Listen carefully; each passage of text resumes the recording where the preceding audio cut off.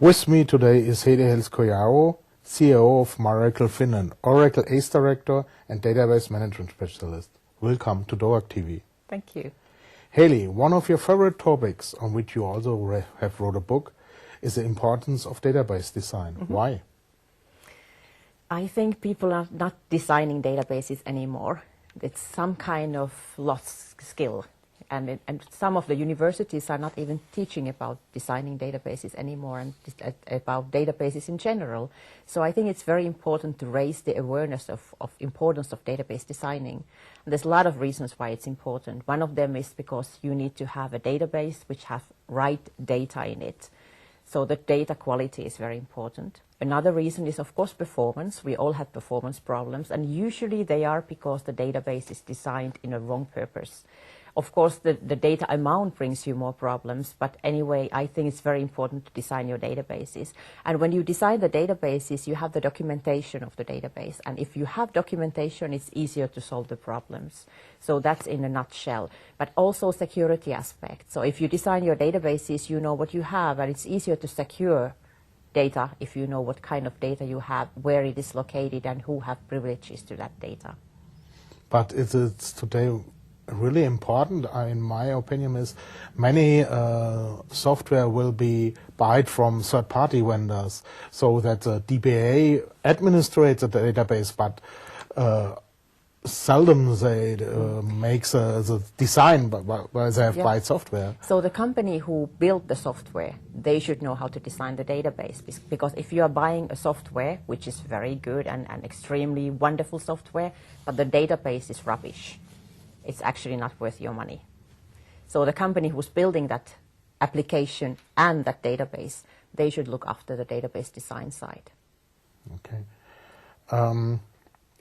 Oracle have a product for this, Oracle SQL Developer Data Modeler. Mm-hmm. Please tell us what is new in the latest release. There's a lot of new. Every feature, every release brings new features. Every release brings new preferences and new properties, which are the way to make the tool behave you want it to behave. So, because a lot of people have different interests. They want the tool to do this, and they want the tool to behave like that. So these preferences and properties can be used to fine-tune the tool the way you want it to work. So every release brings more of those. That's always in every version. The latest release has a thing called, I always mix up the words here, but table DDL transformations, which means that when you are generating the DDLs, you can actually change the DDL it actually implements.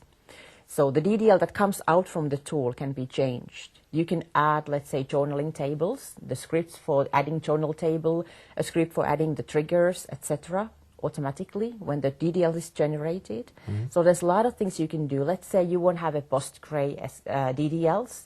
The tool is not supporting Postgre.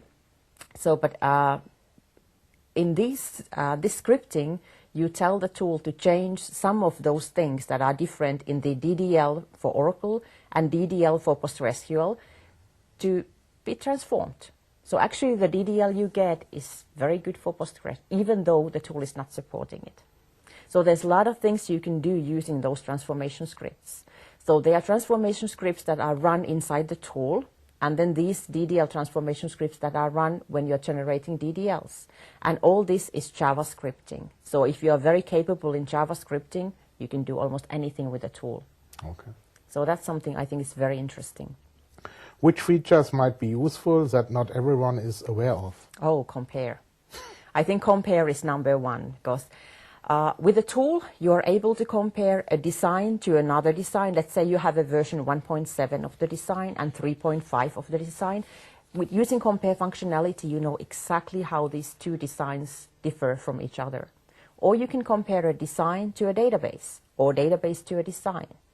And the same mechanism can be used for reverse engineering. So if you have a database which doesn't have any documentation, you can just reverse engineer it using compare functionalities. So that's my number one, I always tell people. Maybe another one is sub-views. So you have a canvas full of tables or full of entities. It's very hard to spot things anymore because it's too big. You can create a sub-view. Just take one and say, take all that are 3 steps away from this entity and bring me those in a subview. Very easy and simple. And now you have another canvas with only those entities. So it's very, very useful in many cases. Let's say you have application for everything. There's human resources, sales, marketing, everything in the same entities. So you can create one subview for sales, one for marketing, one for HR, and they can only see those entities that are interesting to them. You can create reports based on this subview, so only those elements that are in sales subview will be in your report. So a lot of use cases for that. So I think those are maybe top 1 and 2. Thank you very much. Thank you.